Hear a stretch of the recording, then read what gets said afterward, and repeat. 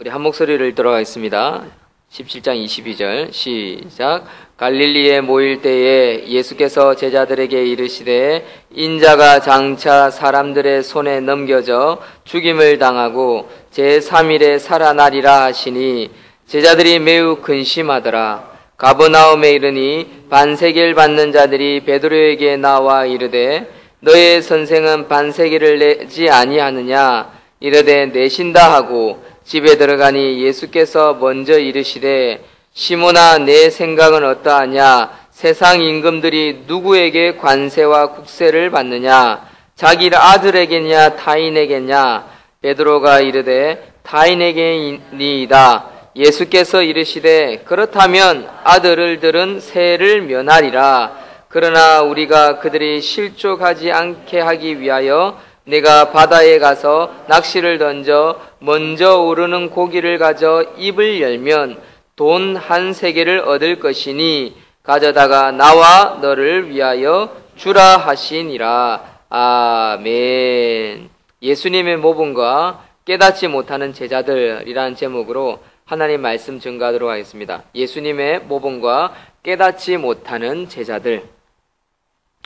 오늘 본문을 크게 두 가지로 이야기할 수 있습니다. 첫 번째는 22절부터 23절 예수님이 십자가에 못 박혀 죽으심을 예고하는 두 번째 예고, 두 번째 순환에 대한 십자가의 죽으심에 대한 예고가 나타나는 것이 22절에서 23절이고요. 또한 24절부터 27절까지는 성전세를 내시는 예수님의 모습을 통해서 제자들에게 본을 보이고자 하는 그런 내용이 나오고 있습니다. 그런데 이 내용의 순서를 조금 바꾸어서 성전세를 내시는 예수님에 대한 이야기를 먼저 전해드리도록 하겠습니다. 24절에서부터 27절은 예수님께서 가버나움에 이르렀을 때의 이야기입니다. 그런데 가버나움에 이르렀을 때 성전에 들어갈 때 이 성전에 내는 세는요 반세겔입니다. 반세겔. 반세겔씩 거두는 성전세를 받는 사람이 있었는데 이 사람이 베드로에게 이렇게 질문을 했습니다. 왜 너의 선생은 성전세를 내지 않느냐, 반세겔을 내지 않느냐라고 24절에 물었습니다. 그러자 베드로는 별 생각 없이 내신다라고 대답을 했습니다.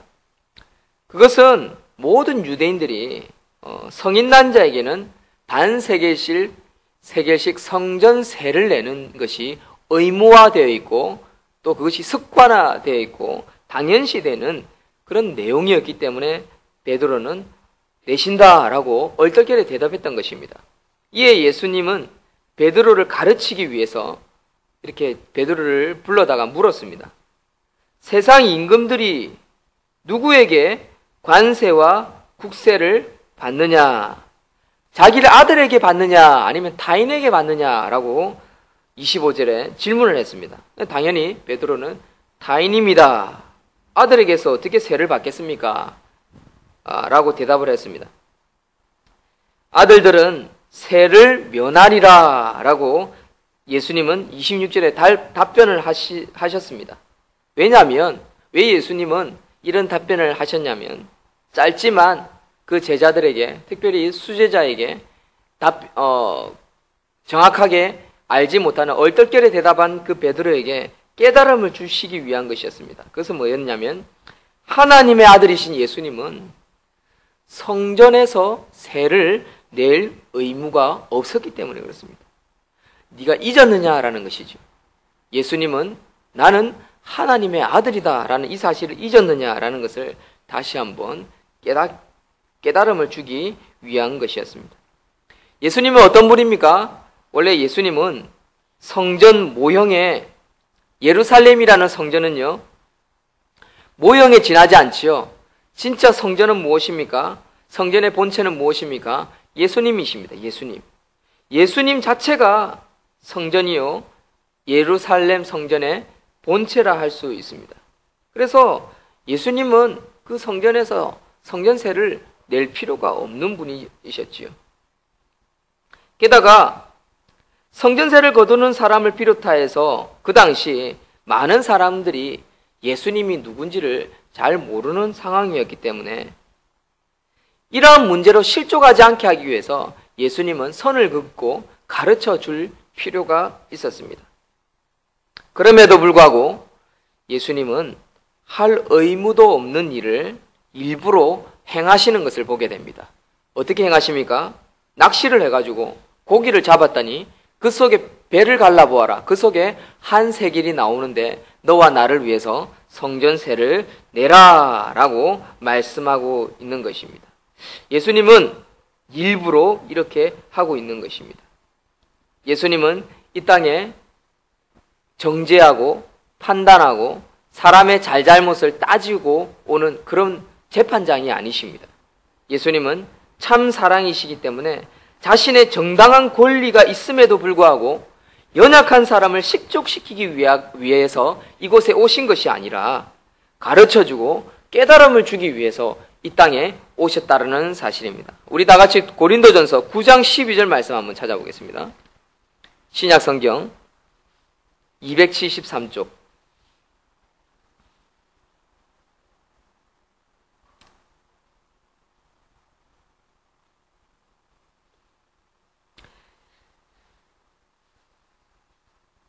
273쪽에 고린도전서 9장 12절 신약성경 다 같이 읽겠습니다. 다른 이들도 시작. 다른 이들도 너희에게 이런 권리를 가졌거든 하물며 우리일까 보냐. 그러나 우리가 이 권리를 쓰지 아니하고 범사에 참는 것은 그리스도의 복음에 아무 장애가 없게 하려 함이로다. 아멘.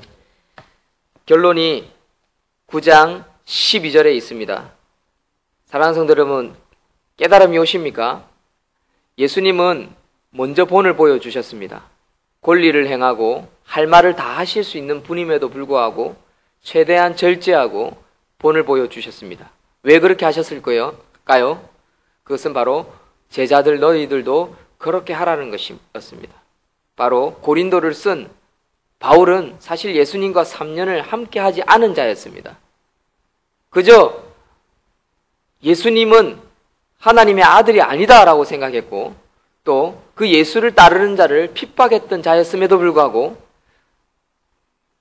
다메섹 도상 위에서 다메섹으로 가는 길 위에서 예수님을 만난 뒤로부터는 오히려 예수님의 말씀을 더 적극적으로 실천하는 자가 되어버린 것이 바로 사도 바울이었습니다. 이것은 우리에게 깊은 교훈을 주는 것입니다. 우리 보고도 그렇게 하라는 것입니다. 때로는 상식적으로 생각하면 저건 아닌데 싶어서 하고 싶은 말이 많지요. 그러나 예수님은 그것을 다 사용하지, 우리 권리를 다 사용하지 말라는 것이죠. 목적은 무엇입니까?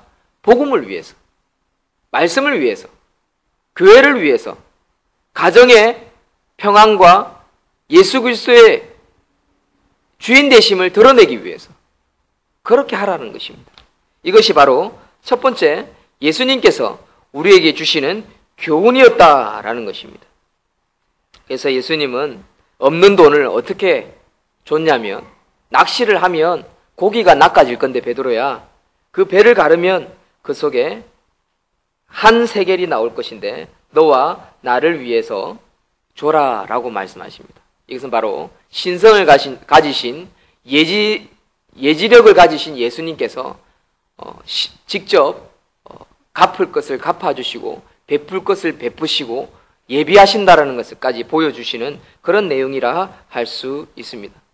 이러한 예수님이 두 번째 제자들에게 근심을 안겨주고 있습니다. 그 근심의 내용은 뭐냐면 이제 내가 죽으러 간다라는 것입니다. 22절 23절의 내용이 그 내용입니다. 예수님께서 제자들에게 자신의 죽음과 부활에 대해서 그냥 죽음만 이야기하는 것이 아닙니다. 부활에 대해서 두 번째로 예고하고 있는 장면이 오늘 본문 22절과 23절의 내용입니다. 그런데 베드로는 예수님께서 자신의 순환에 대해 처음 예고하실 때에 어떻게 했습니까? 항변했지요. 안 됩니다 라고 하면서 가로막았습니다. 그럴 때 심한 꾸지람을 들었습니다. 예수님이 사단아 내 뒤로 물러가라 썩어져라 라고 예수님이 베드로에게 첫 번째 예고하실 때 그렇게 큰 호통을 치셨습니다. 때문에 다른 제자들과 베드로는요 2번, 3번 뭐 예수님 안 됩니다라고 말할 수 있는 처지가 못 되었습니다. 그래서 다른 제자들은요 멀뚱히 쳐다만 보고 있었던 것입니다. 하지만 그들은 이 같은 예고를 마음에 받아들이지는 못했습니다. 왜 마음으로 정말 진실되게 받아들이지 못했을까요? 왜 예수님께서 꼭 죽음의 길을 가셔야만 하는가라는 거죠. 그것을 이해를 못했습니다. 여전히 제자들은요, 예수님이 예루살렘에 가심이 왕이 되실 것이고, 그리고 이 땅 가운데 새 하늘과 새 땅을 주실 것이고, 또한 우리에게 권한들을 주실 거다라는 그런 믿음으로 가득 차 있었습니다. 때문에 그들은 마음에 근심이 가득했고, 혹시라도 자기의 기대가 깨어질까봐, 자기들의 기대와 생각과 예상들이 깨어질까봐 근심하고 있었다라는 사실입니다. 그래서 예수님이 말씀하고 계시는 이 고난과 부활에 대해서 자세히 묻는 것 자체를 꺼렸습니다. 자, 꺼리고 두려워하고 있던 장면을 우리 누가복음 9장 45절 한번 찾아서 읽겠습니다. 누가복음 9장 45절. 누가복음 9장 45절.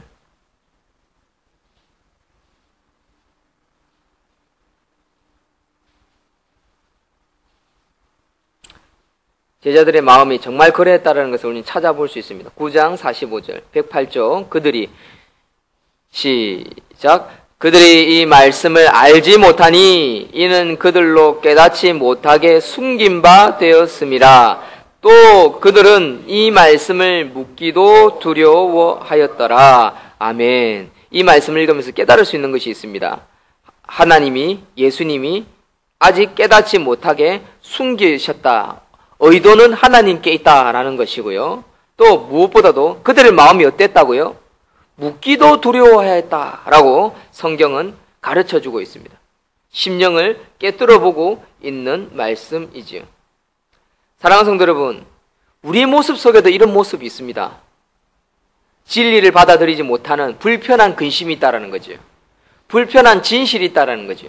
교회를 나오긴 나와도 예배를 드리긴 드리도 아멘 하기는 하여도 헌금을 드리고 봉사는 하여도 천국에 대한 소망, 죽고 난 뒤에 하늘의 상급에 대한 소망, 지식적으로는 생각을 하여도 마음으로는 정말 진실되게 하지 못하는 바로 불편한 진실이 우리 이 땅의 성도들에게도 있다라는 사실이죠. 그래서 남은 생애만큼은 편한 신앙생활, 쉬운 신앙생활, 그냥 예수님을 따를 때는 뭐 기적이 일어나고 재미가 있으니까 사람들이 막 따라다니고 막 찬양하고 하나님을 높이니까 큰 교회를 가고 막 좋은 환경 속에서 예배를 드리고 막 사람들이 좋아하고 기뻐하고 뭐 이런 저런 막 좋은 모습들을 막 보면 막 신기하지요. 그래서 얼떨결에 잘 따르는 갑니다. 그러나 불편한 진실이 그 속에 숨겨져 있습니다. 바로 제자들의 근심인 것입니다. 고난과 부활에 대해서는 근심과 고민을 하는 것이지요. 이 땅 가운데에서 고난은 근심하고요. 또한 저 천국에서의 부활에 대해서는 깊이 생각하지 않고 그냥 뭐 그렇겠지 뭐 그러면 다행이고 라는 식으로 넘어가더라는 것입니다. 예수님은 이것에 대해서 제자들을 향해 안타까워하시는 것입니다. 왜냐하면 여기에 대한 확신이 없다면 그 남은 생애가 좌로나 우로나 치우치기 쉽고 우유부단하기 쉽고 확고하지 않기 때문에 그렇다는 것입니다. 깨달음이 오시지요? 그렇습니다. 사랑하는 성도 여러분, 우리가 예수 그리스도의 고난과 예수 그리스도의 부활, 또한 이 땅 가운데 우리의 고난과 우리의 부활에 대해서 확고한 확신이 있다면 이 땅을 살아가는 것을 두려워하지 않습니다. 근심하지 않습니다. 딴 생각하지 않습니다. 오히려 더 기쁨으로 섬길 수 있다라는 사실입니다. 예수님은 마지막 순간을 이렇게 가르치고 보여주고 있습니다. 사랑하는 성도 여러분, 우리에게 주시는 말씀입니다. 이 말씀을 기억하고 오늘 아침에도 주여 부르짖고 기도할 때 정말 내가 믿고 내가 섬기고 내가 감사하고 내가 남은 생애를 어떠한 마음으로 살아가고 있는지 다시 한번 살피고 하나님, 믿음으로 사는 자, 믿음으로 사는 가정, 믿음으로 양육하는 부모가 되게 하옵소서. 섬기는 교회의 성도가 되게 하여 주시옵소서. 그런 마음으로 우리 함께 기도할 수 있는 저와 여러분들이 되시기를 주의 이름으로 축원드립니다. 아멘.